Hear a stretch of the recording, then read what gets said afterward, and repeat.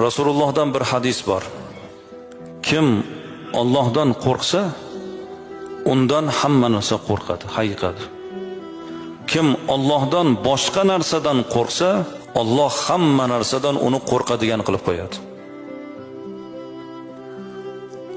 Allohga bo'lgan qo'rquvimiz chiroyli bo'lsa, Alloh o'zi haybat beradi, birovning qalbiga o'zi salobatni berib qo'yadi. Allohdan boshqa narsadan qo'rqish hamma narsadan qo'rqadigan bo'lib qoladi o'sha odam. Chumchuq shir etsa yuragi pirillab ketadi. Allohga bo'lgan qo'rquv, azizlar, insonni qalbini ravshan qiladi. Allohdan boshqa narsadan qo'rquv insonni kasal qiladi. Qand kasali bo'lib qoladi.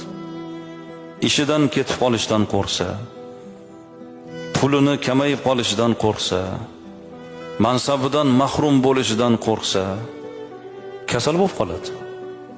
Allohdan boshqa narsadan